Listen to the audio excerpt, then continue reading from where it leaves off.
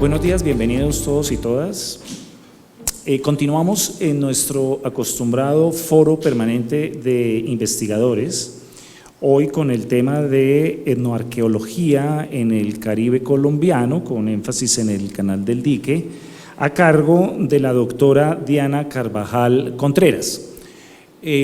Como es costumbre, nos acompaña quien lidera estos foros en alianza con el Instituto de Estudios Interdisciplinarios, el director general de investigaciones, el doctor Raúl Trujillo. Buenos días, doctor Trujillo, mil gracias por acompañarnos.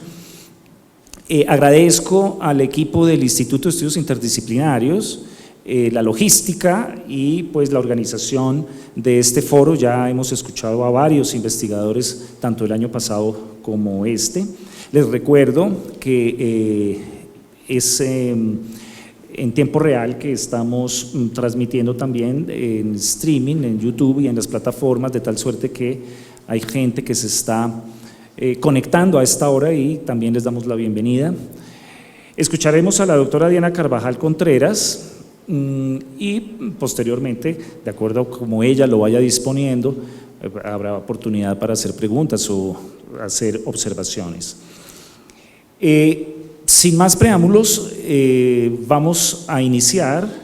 La doctora Diana Carvajal Contreras, quien nos acompaña y a quien agradezco su presencia acá, es zooarqueóloga y antropóloga especializada en pesca precolombina, arqueóloga costera, arqueomalacología y etnoarqueología en el Caribe colombiano y el Pacífico centroamericano. Es doctora en arqueología de la Universidad de Calgary, en Canadá, y antropóloga de la Universidad Nacional de Colombia. Es reconocida por su trabajo en el estudio de los recursos acuáticos y la arqueozoología prehispánica en el Caribe colombiano y Panamá. A lo largo de más de 20 años de trayectoria ha desarrollado investigaciones centradas en las relaciones entre las sociedades humanas y los ambientes acuáticos. Actualmente es profesora del programa de arqueología de la Universidad Externado de Colombia e investigadora asociada del Smithsonian Tropical Research Institute, además de codirectora de la estación científica COIBA. Bienvenida, doctora Diana Carvajal Contreras, y tiene usted la palabra.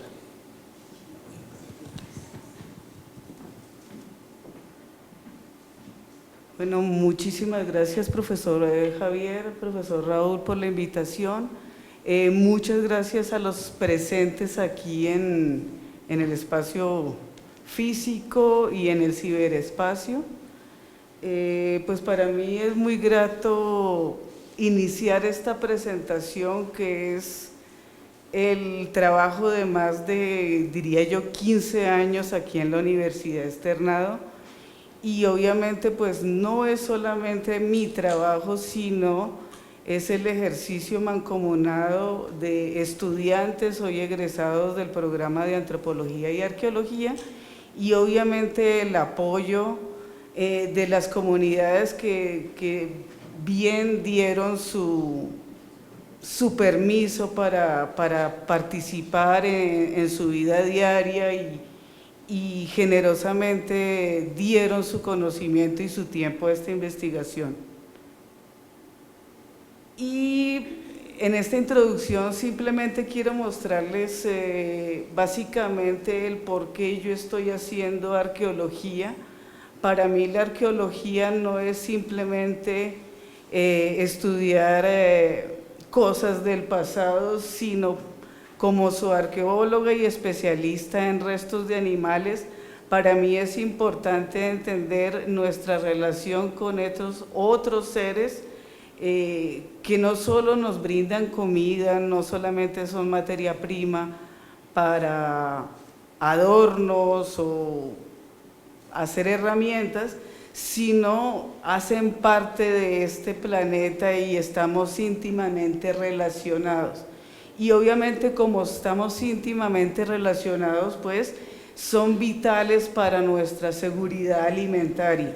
Yo estudio específicamente el trópico por eso, porque También me interesa mucho en el trópico la conservación de los recursos naturales, en particular los recursos pesqueros, y obviamente como es preocupación de ahora, lo que estamos sufriendo con el cambio climático y toda la pérdida de esos recursos que estamos viendo acelerarse en estos momentos. Y parte de mi preocupación también de asegurarnos esos recursos, de conservarlos para futuras generaciones y enfrentarnos al cambio climático, creo que esos recursos hacen parte de ese patrimonio inmaterial que son los conocimientos de cómo se pesca, de cómo se marisquea, y obviamente en las comunidades en las que trabajo, en el Canal del Dique, en la bahía de Cartagena, pues obviamente esas poblaciones tienen unas conexiones tremendas con esos recursos, con el paisaje, y hacen parte de su identidad y les da pertenencia. Entonces obviamente yo conecto todas esas preocupaciones a partir de mi trabajo en esa zona de Colombia. Por eso yo quisiera, si se ve en el mapita, voy, como les dije, a concentrarme en la bahía de Cartagena y en la bahía de Barbacoas, y voy a estar mencionando este sitio, la islita del Pozón, al sur de la ciudad de Cartagena, y estos sitios a lo largo del Canal del Dique, Monzú, Puerto Hormiga, y este otro, Sueños de Libertad.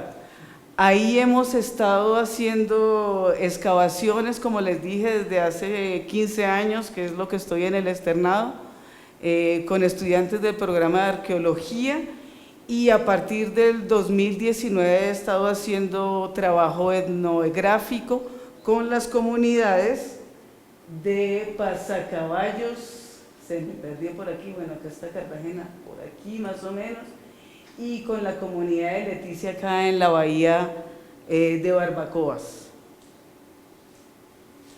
Y obviamente pues uno tiene que tener unos antecedentes y pues ya sabemos desde la sociología, lo dice Orlando Fans Borda, que toda esta región es una región anfibia, es decir, la gente vive entre la tierra firme y los humedales, y obviamente basan su subsistencia en el pescado, en la icotea, en el caimán, en el venado, en el maíz, y pues toda su idiosincrasia y modo de vida está ligado a ese tipo de ambientes. Ustedes pueden ver en la pantalla una referencia de las crónicas de Velasco de 1574, en donde lo que domina en estos ambientes anfibios, en estos paisajes anfibios, es obviamente ese contraste entre la tierra firme, las ciénagas, el mar, y que obviamente se describen, no sin ciertos sesgos de la mentalidad europea, lo que consumía la gente: la guanábana, los ciruelos, el maíz, la danta, los conejos, entre otras cosas, y mencionan la fauna como principalmente el pescado, no son muy descriptivos. También mencionan lobos marinos, manatí, caimanes, y ustedes pueden ver y contrastar con esta crónica del 16 la mención de lobos marinos, obvio, lobos marinos que a la fecha ya no están presentes ni en la bahía de Cartagena, ni en la bahía de Barbacoas, ni en el Canal del Dique. Y obviamente pueden ver ustedes también cómo las poblaciones actuales pues siguen esas costumbres y siguen ese uso de esos recursos. Y obviamente pues para los que no conocen, y gracias por la presentación, profesor Javier, quisiera explicar lo que es la arqueología, y es básicamente una rama de la arqueología que tiene fuertes componentes biológicos, pero no por eso deja la parte social y humanista. Y obviamente personas que trabajan como yo lo que hacen es analizar restos de animales, sean huesos, sean fragmentos de caracol, inclusive ADN, y a nosotros lo que nos interesa es entender la relación entre las personas y esos animales en el pasado para entender su cultura y su ideología y sus modos de vida, pero también para entender el medio ambiente y cómo ha cambiado. Y obviamente pues tenemos unas tareas que, como les dije, competen a la biología y nosotros tenemos que identificar especies a partir de esos fragmentos. Tenemos también que comprender las prácticas de subsistencia y obviamente por eso a veces hago no solamente análisis de los archivos de y fuentes documentales de cronistas, sino también hago etnografía.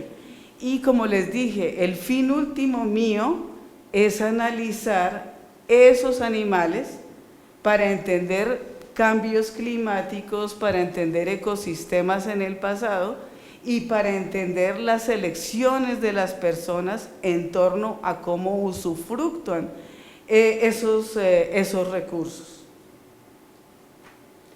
Y pues ustedes pueden ver ahí en las diapositivas que pues es un trabajo. Aquí tienen unos estudiantes, yo creo que ya están egresados. Este es el sitio Sueño de Libertad en Arjona, Bolívar, y pues nosotros hacemos un trabajo cuidadoso de recuperación del material orgánico en los sitios arqueológicos, y lo que hacemos en el laboratorio es clasificar cuidadosamente esa información basándonos en colecciones de referencia con especímenes actuales. Y como les mencioné, y espero que tengan memoria de ese sitio arqueológico, Monzú, más o menos queda en el corregimiento de Ballestas, eso es cerca de Turbaná, Bolívar, Ditu, más o menos unos 40 kilómetros al sur de Cartagena.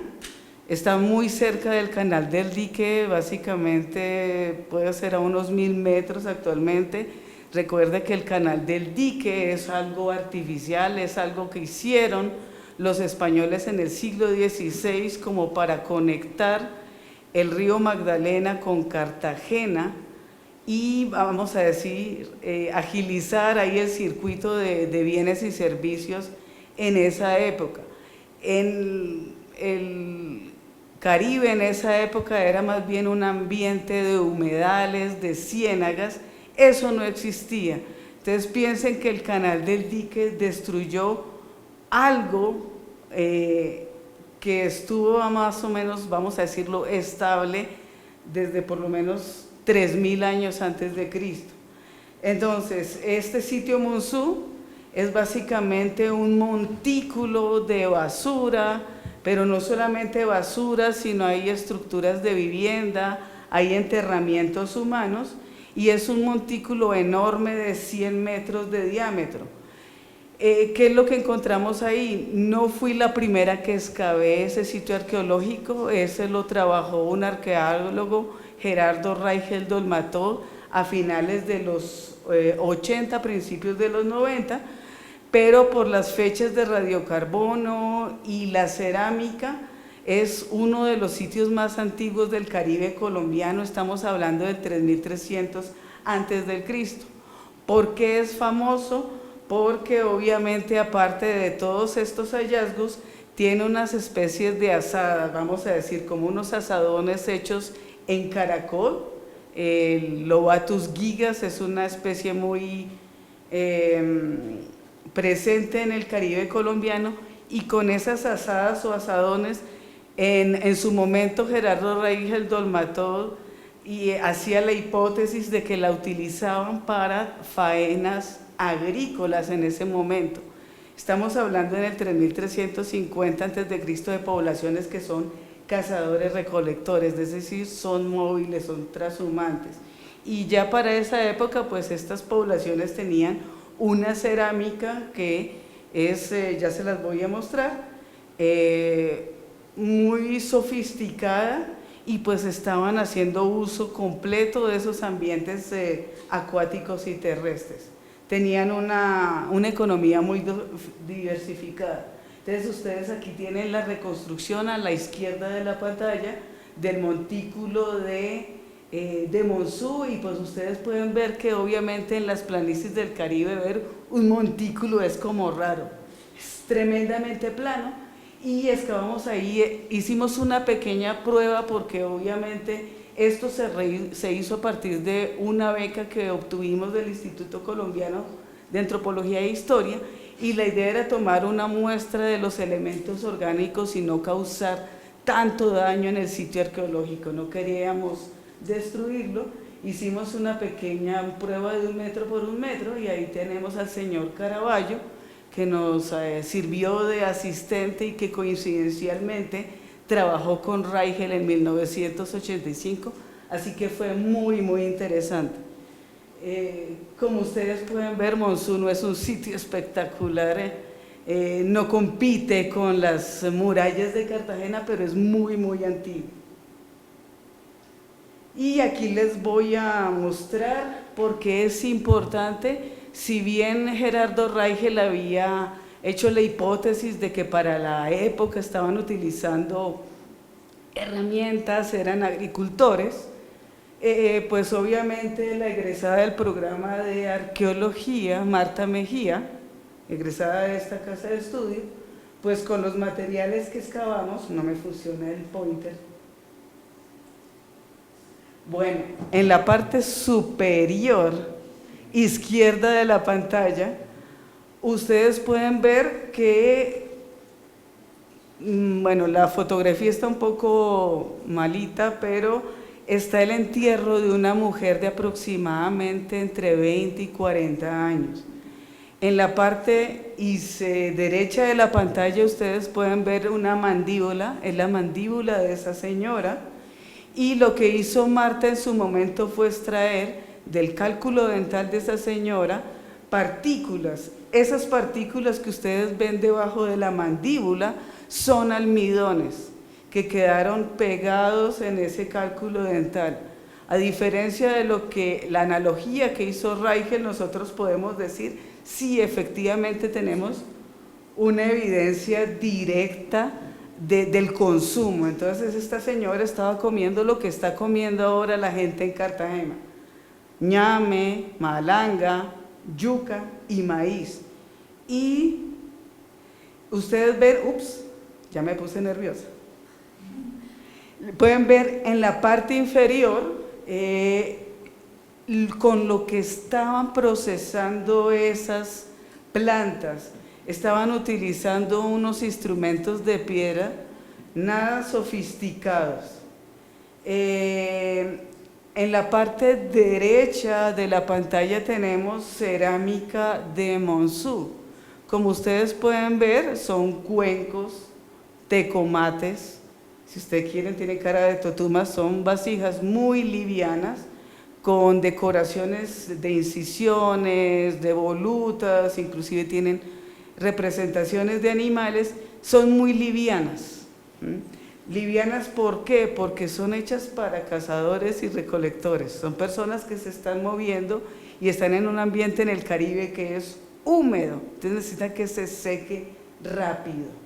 Son muy livianas, lo dije, y coincidencialmente un egresado también del programa acá de arqueología utilizó ese material para hacer análisis, y Ángel Cadena, y él dijo: mira, esa cerámica no la utilizaron para cocinar, sino para transportar bebidas, tal vez chicha.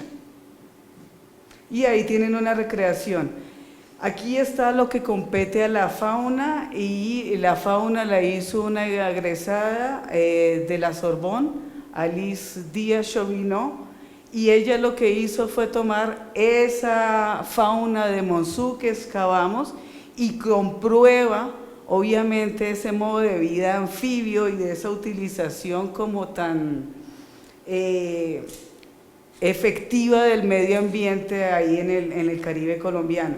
Entonces, ¿qué es lo que vemos? Que estaban comiendo icotea, que estaban comiendo iguana, que estaban comiendo venado corzo, y estaban comiendo algo que ahora no es común en el Caribe colombiano. No sé si alcanzan a observar, al lado del venado, a la derecha, hay algo que parece una serpiente. Es una anguila de agua dulce, el nombre científico es Cymbrachus marmoratus. La gente no lo come, pero esa era la delicatez favorita de la gente de Monzú. Lo otro que consumían mucho y que se consume ahora es el sábalo. Eso era lo que consumía la gente de Monzú. Y obviamente la fauna que estamos viendo ahí nos describe ambientes de ciénagas, de marismas, del estero, pero también encontramos moluscos que implican que la gente estaba obteniendo recursos del arrecife y del mar abierto.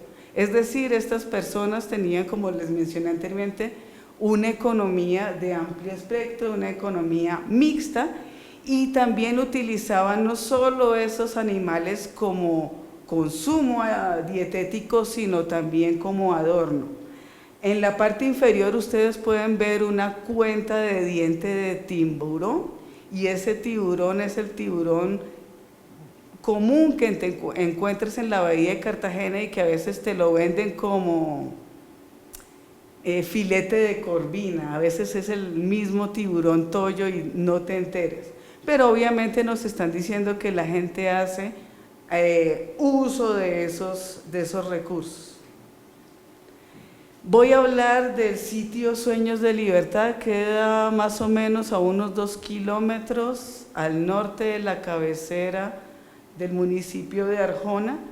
Este es un sitio arqueológico que también trabajamos con estudiantes de la Universidad de Externado del programa de arqueología estudiantes del programa de conservación, y fue resultado de una conversación con el Cabildo Sueños de Libertad, indígenas zenú, que ellos querían saber si efectivamente el sitio arqueológico estaba asociado con sus ancestros o no.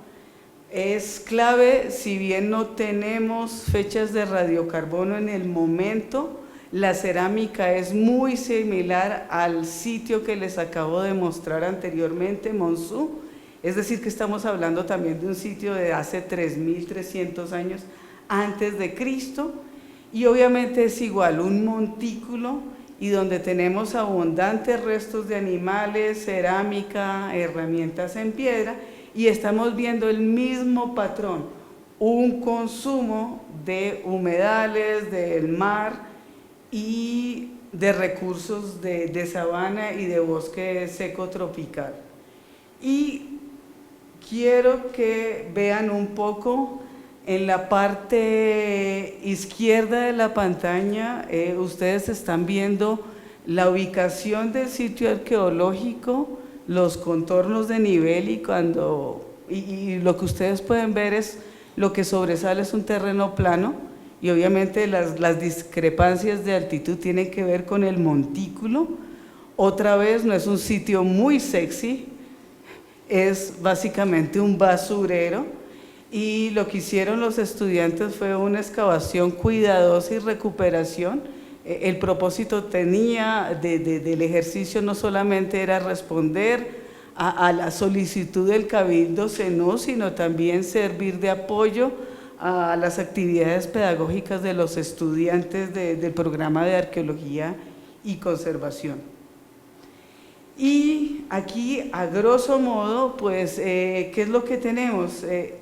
Igual, es una cerámica, no es muy bonita como la que vemos en Nariño o la que vemos en la Sierra Nevada de Santa Marta, pero es una cerámica que indica la antigüedad de las poblaciones humanas en el Caribe colombiano.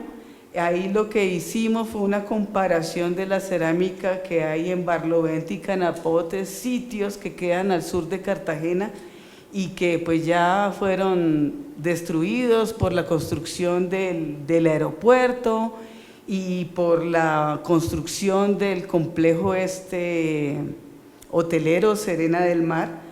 Pero lo que ustedes pueden observar es que comparten esa misma tradición, vasijas que no son para cocinar, sino para contener líquidos.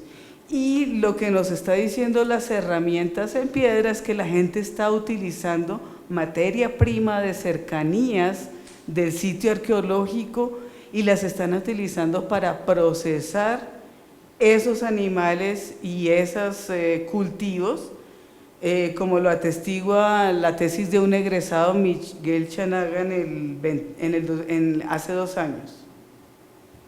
¿Y qué era lo que estaban consumiendo? Y eso es lo que estamos todavía terminando. Hay un estudiante que está haciendo su tesis. Pues básicamente, al igual que en Monzú, la gente en Sueños de Libertad estaba consumiendo recursos animales del manglar, al igual que caracoles. Estaban aprovechando las playas fangosas del estuario, estaban cazando y recolectando animales en los bosques tropicales y en las ciénagas. Entonces estamos viendo muchos huesos de venado corzo, estamos viendo el ponche, estamos viendo el ñeque, la icotea, estamos viendo las chuchas, la zarigüeya, el cocodrilo y las babillas, y están bien consumiendo mono. Eso es lo que tenemos y como ustedes pueden ver hay una diversidad de ambientes que están consumiendo, pero tengan en cuenta, el sitio queda ahora a 44 kilómetros de la costa. Entonces nos está diciendo cómo está cambiando la costa, no es lo mismo o ahora que hace casi 5.000 años. Lo que sí sabemos, y es por una tesis de arqueología de una egresada, María de los Ángeles Durán, es que la gente estaba pescando tanto en el mar como en la ciénaga en Sueños de Libertad. Entonces otra vez estamos viendo que aparece esa anguila fea, las Cimbranchos marmoratus, como delicatez. Están comiendo mucho bagre marino, están comiendo mucha cojinúa y no están comiendo tanto sábalo, pero están comiendo otras especies que ahora están en peligro de extinción, como el bagre rayado, el bocachico. Y pues obviamente eso que implica que la gente pues estaba consciente de los patrones migratorios de esos peces y al igual que en Monzú, Sueños de Libertad no tiene evidencia de cómo los pescaban, no tenemos anzuelos. Entonces no sabemos, estamos haciendo la hipótesis de que a lo mejor estaban utilizando atarrayas o chinchorros, como lo pueden ustedes ver en la parte derecha de la diapositiva, con las fotos que tomamos de la actividad etnográfica en el 2019 y en el 2017. Y pues aquí voy a adentrarme en la parte etnográfica. Obviamente soy de Bogotá, no tengo ni idea de lo que es el Caribe, aparte de lo que sabemos por la arqueología y lo que hicimos luego de ganarnos una beca con la Fundación de Investigaciones Arqueológicas Nacionales, fue hacer esa mirada etnográfica de cómo la gente pescaba en el canal del dique y cómo lo hacía en la bahía de Cartagena. Queríamos saber esos saberes ancestrales y en cierta manera recuperar ese patrimonio cultural inmaterial, porque como les dije anteriormente, yo creo que la pesca da identidad y esa identidad se está perdiendo en Cartagena, fruto de lo que estamos viendo ahora de desplazamiento interno, de favorecimiento de la industria turística, hotelera, de las refinerías, etcétera, que están empujando a la gente y las están alejando de esas prácticas tradicionales. ¿Y ahora qué hice?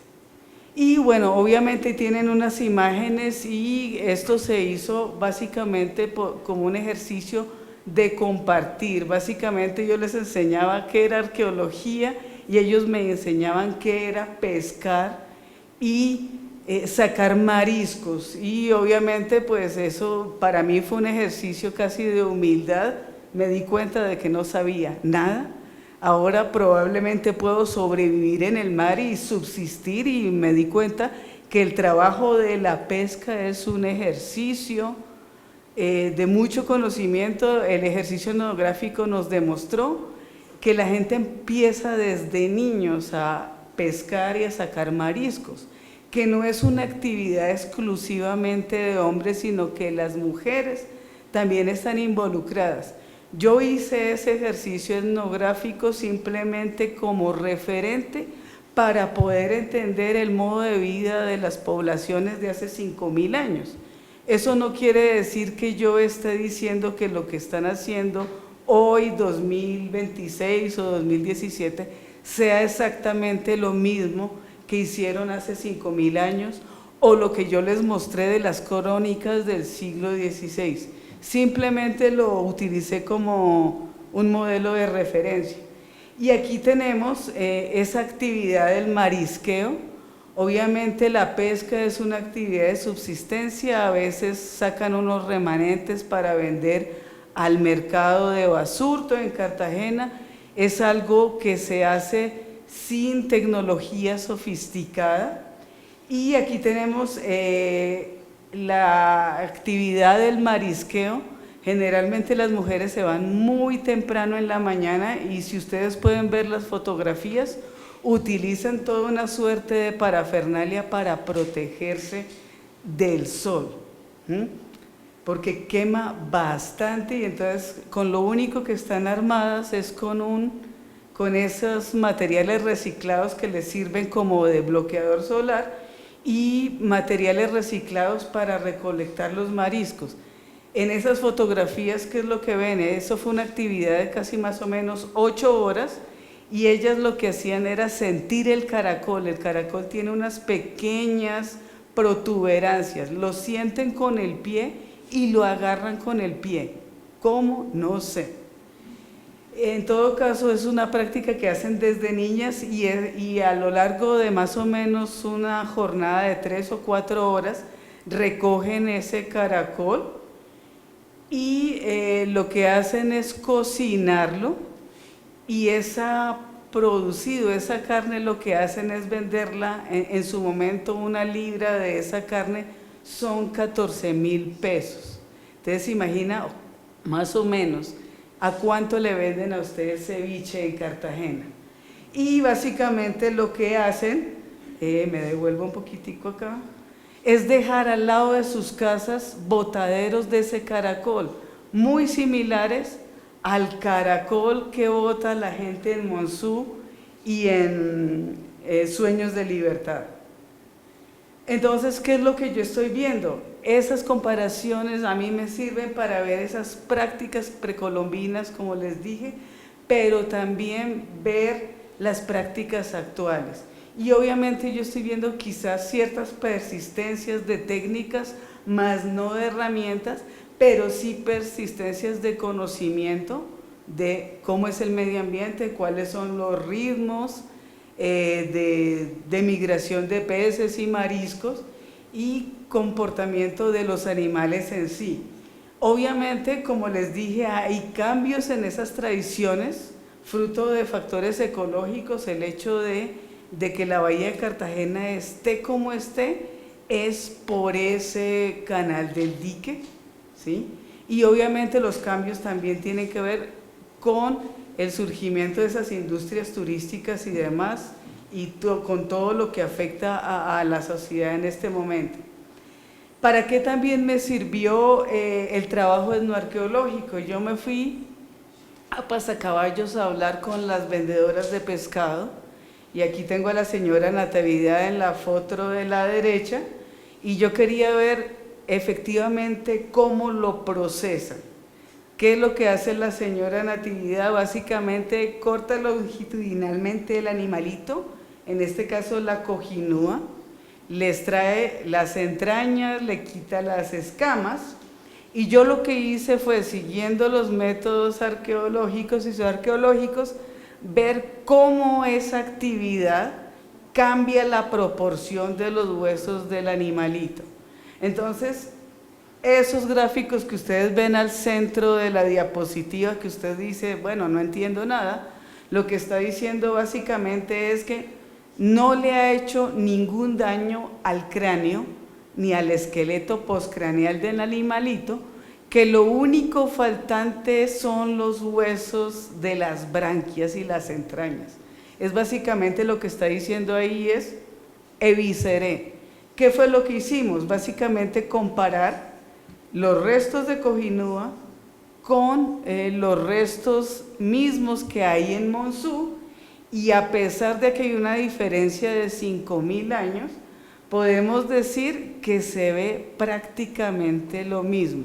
Es decir, la gente está trayendo el pescado a Monzú y lo que está faltante es la evisceración, los huesos que están relacionados con la garganta del animalito. ¿Qué es lo otro que estamos observando también con las muestras, no solamente de Monzú, sino también con Sueños de Libertad? En la parte superior de la pantalla están viendo uno de los pescadores con los que trabajé en Pasacaballos, y ellos tienen como costumbre, el magre marino, le rompen las espinas de la aleta pectoral y dorsal. ¿Por qué? Porque enredan las mallas. ¿Por qué? Porque si tú te tomas el animalito por ahí, te pegas una cortada horrible. Entonces, ¿qué estamos viendo en las muestras del Caribe de Sueños de Libertad y de Monzú?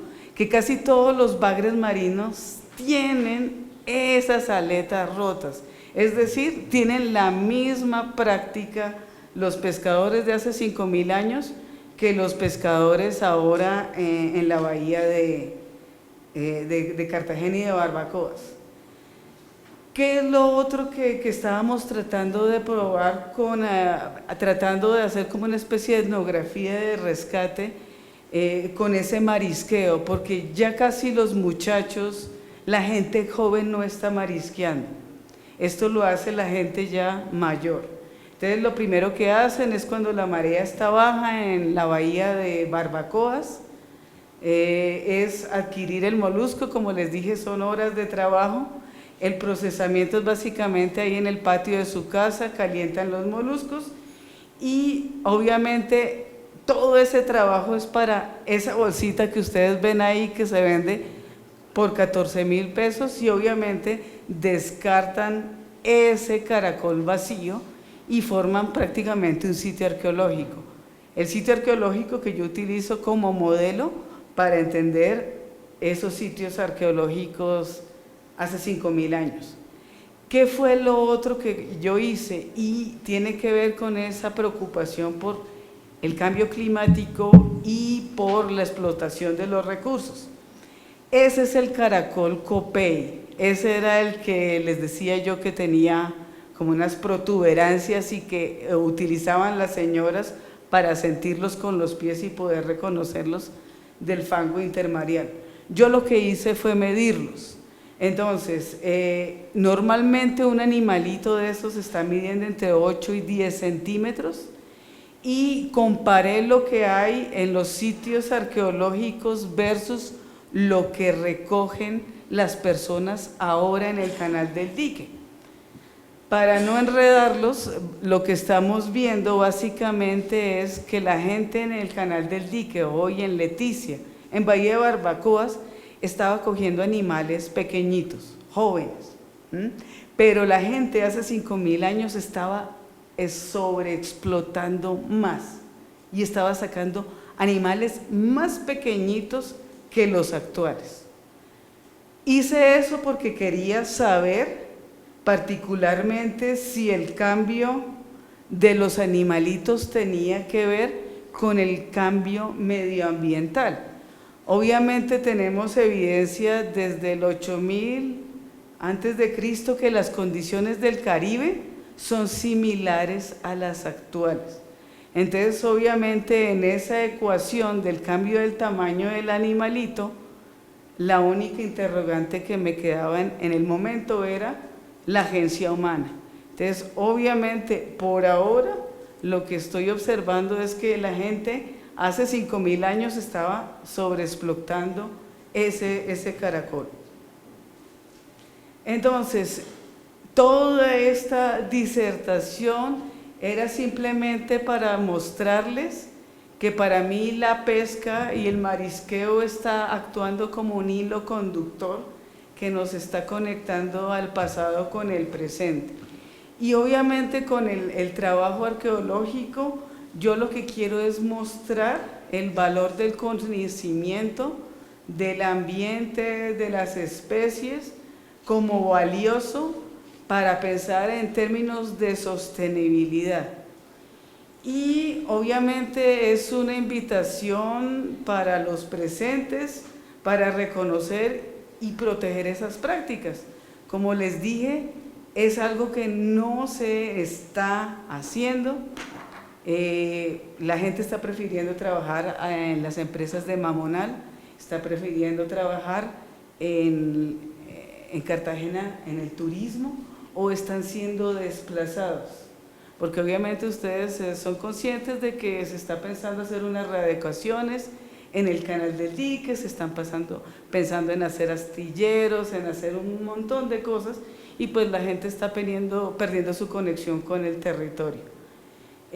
Para terminar, y antes de las preguntas, quisiera mostrarles un video que resume todo esto, que hicieron egresadas del programa de antropología aquí de la Universidad Externado, que fue fruto de ese trabajo etnográfico que no solamente hizo aquí la suscrita, sino que en el que estuvieron en su momento vinculados estudiantes del programa de arqueología.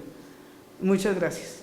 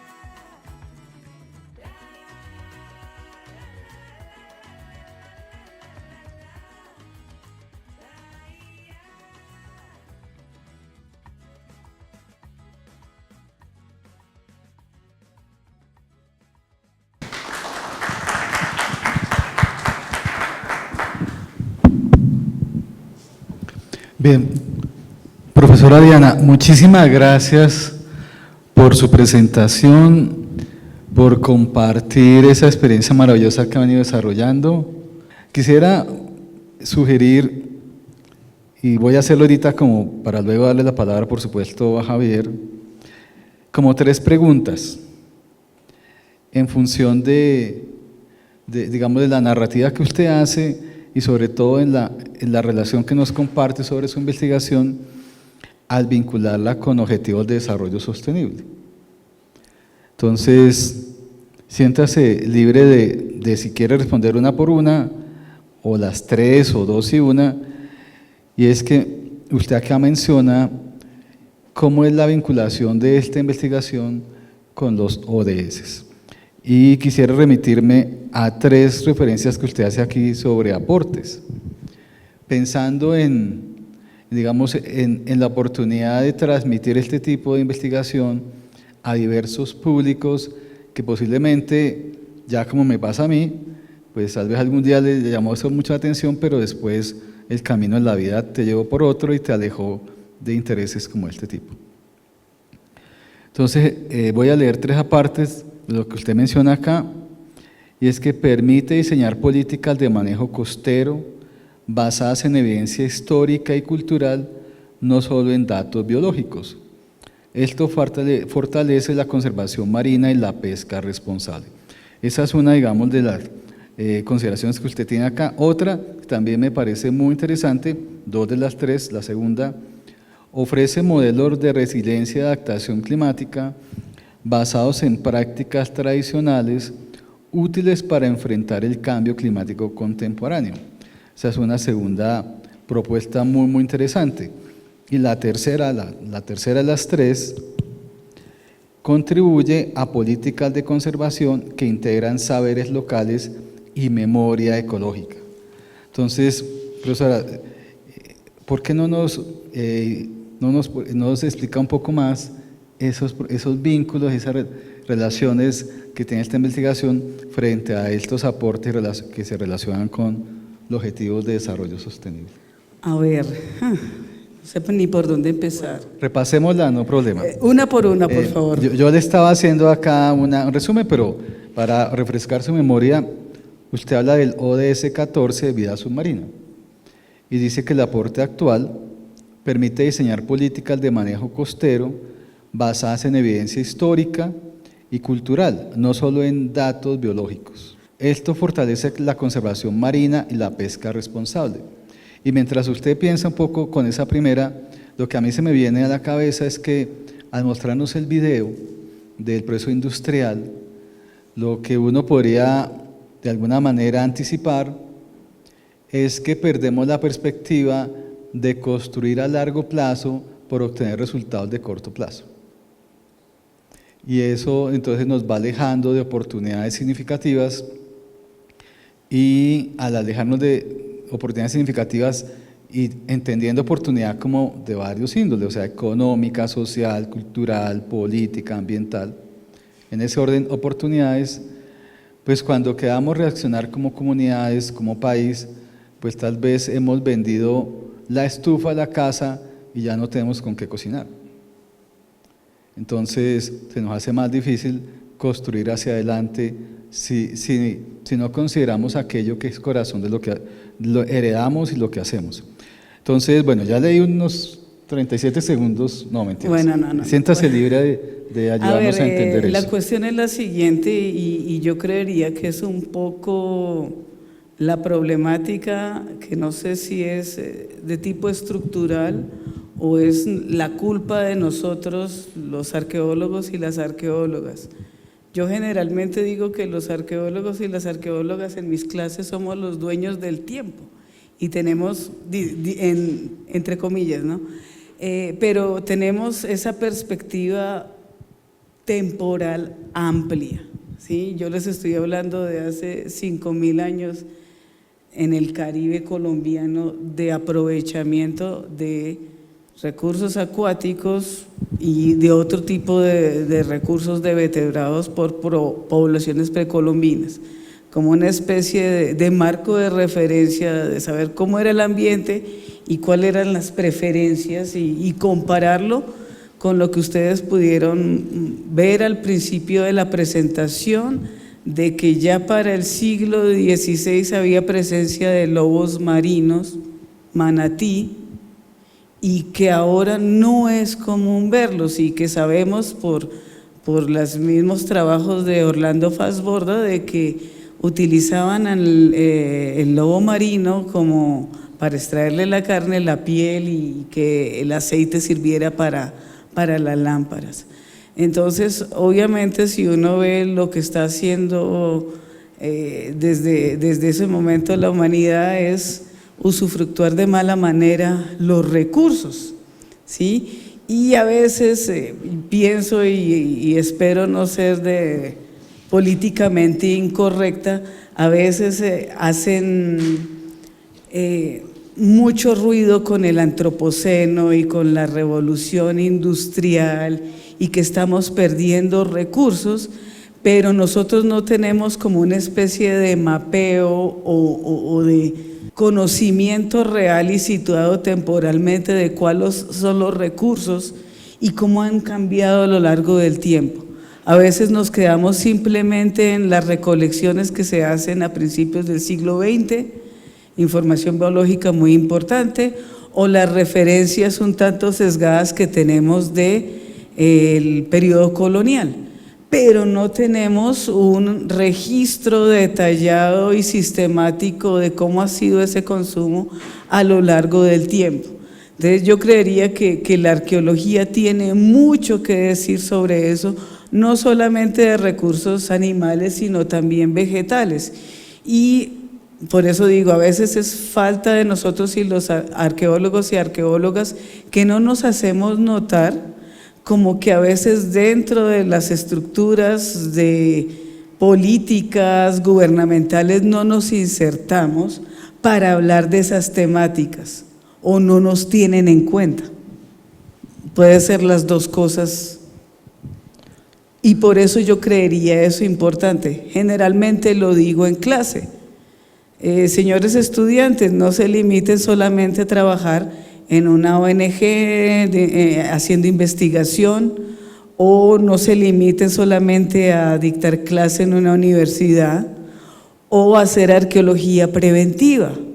¿Por qué no pensarse en trabajar en el Ministerio del Medio Ambiente? Esa sería una vía para solventar esos numerales de los que habías estado hablando. Gracias, profesora. Con lo que usted menciona, creo que en lugar de mencionarle uno a uno los dos otros, creo que los combinaría. El segundo, entre los que usted menciona, el segundo es ODS 13, Acción por el Clima. Dice que Aporte Actual ofrece modelos de resiliencia y adaptación climática basados en prácticas tradicionales, útiles para enfrentar el cambio climático contemporáneo. Y luego más adelante, para el ODS 15, que es Vida de Ecosistemas Terrestres, dice que el aporte actual contribuye a políticas de conservación que integran saberes locales y memoria ecológica. Y para redondear mi inquietud sobre eso, me voy a arriesgar, usted es la experta, yo me voy a arriesgar, o sea, yo estoy en desventaja, a construir una imagen. Y usted me dice, no, sí, tal vez, o es por otro lado. Con la imagen que muestra los pescadores y las personas preparando la bolsita de los 14.000 pesos y demás, lo que a mí se me viene a la cabeza ahorita es una escena de la siguiente manera. Llegan turistas de todo el planeta a Cartagena, al Caribe colombiano. Y entre las muchas posibilidades, además de ir a la playa, a tomar servicios de playa, o históricos allá en las murallas coloniales, pues hacen etnoturismo y hacen turismo de naturaleza y llegan al lugar adecuado con todo lo que eso requeriría, tanto para respetar la vida y las costumbres de los habitantes como para un turista que nunca ha estado en un sitio así no vaya a tener una situación de riesgo significativa, y es que tenga como una especie de taller un ejercicio vivencial de ir a pescar, de ir a sacar los caracoles, de recoger ¿cómo se llama? No es la atarraya, sino El trasmayo, trasmayo. y participar en ese proceso donde lo filman, donde quedan anécdotas, y supongamos que esa persona viene de Londres, o viene, por ejemplo, de Viena, Austria, ¿sí? Póngale un sitio de esos. O viene de Ohio, en Estados Unidos. Todos esos están lejos del agua, bien lejos. Y no solo viven la experiencia por la cual pagan, sino que algún de su dinero le garantiza a esas comunidades sobrevivir con la lógica que si conservan su tradición, eso es buena oportunidad para su supervivencia como comunidad. Y que ser reconocidos por que existen y que otras culturas, digámoslo así por ahora, pueden también intercambiar, pues implicaría que, por ejemplo, en lugar de vender la bolsita en esa bolsa plástica de 14.000 pesos, yo le empaco el producto aprendiendo a empacar, porque eso no se parece a empacar, que se pueda transportar y hacer algo como pasa en América Latina en varios lugares, como puede pasar Ecuador, Perú o Chile, que usted en los aeropuertos compra salmón empacado y congelado y lo lleva a cualquier parte del planeta comprado en el aeropuerto. Entonces podría hacer algo semejante, muy bien empacado, mejor preparado, y que alguien pague una suscripción y cada 2 meses le llega a su puerta allá en Londres, por allá en Ohio, allá en Viena, un paquete muy bien empacado de lo que ayudó a producir, ayudó a pescar, o que otros siguieron pescando y lo puede preparar para, digamos, alistar una paella o un plato que pueda usar como ingrediente lo que se produce en esa región, donde fue a vacaciones y no solo pagó por unas noches, unas comidas y unas rutas turísticas, sino que está garantizando que una forma de vida y una forma de relacionarse con los ecosistemas perdure en el tiempo. ¿Estoy yo muy loco en pensar en algo así? No, y la respuesta de pronto, profesor, no le va a gustar y creo que voy a ser otra vez políticamente incorrecta y a lo mejor me van a despedir del externado. Efectivamente sí se pensó, ¿verdad? Y no fue que lo pensé yo porque sería algo como muy colonial de mí. Eso partió de los pescadores de pasacaballos, de la gente de Leticia y en la bahía de Barbacoas. Ellos querían hacer una estrategia turística que ayudara a conservar el manglar y ayudara a conservar el manatí. Entonces yo dije, yo soy simplemente una arqueóloga, no una gestora cultural, y me acerqué aquí a la Facultad de Administración Turística Hotelera con esa misma solicitud y esa imagen que usted está mencionando. Allá me dijeron, ¿tienes plata? Y yo, no, pero la conseguimos. No se pudo realizar. El mismo ejercicio hice en la Facultad de Ciencias Sociales, me dirigí a Antropología y les dije, mire, la comunidad quiere esto, de pronto esto puede servir como una tesis de un estudiante o un proyecto de larga duración entre 2 facultades. Me dejaron con la palabra en la boca. Quizás la culpa es mía por no ser insistente, no lo sé, pero ese proyecto se detuvo. Obviamente, pues ahorita estamos en otra coyuntura, pues estoy profesora de medio tiempo y la vida no me da para más. Entonces, obviamente, todas esas ideas que sigue esperando la gente de Leticia, de Pasacaballos, por ejemplo, la gente del Pozón, no se pudo realizar y que ayudaría, obviamente, a esos numerales que usted acaba de mencionar. Obviamente son cuestiones que se escapan de mí y que quizás son estructurales. Profesora, muchas gracias. ¿Preguntas del auditorio acá presente? Mira, no, aquí le acercan, sí, por favor, acércale un micrófono. Bueno, muchas gracias. por darnos a saber cómo se está haciendo arqueología en el Caribe y precisamente con todos esos manglares y las comunidades, ¿no? Pero mi pregunta va ligada un poco a cómo a través de estos conocimientos tradicionales, culturales, ancestrales de la pesca, dialogan con la arqueología, precisamente con estos estudios que nos has mostrado y los estudios que se han hecho en el canal del dique, estudios históricos incluyendo la fauna, las materialidades y las prácticas cotidianas locales. ¿Cómo pueden generar hoy en día ciertas estrategias para la sostenibilidad y la conservación del territorio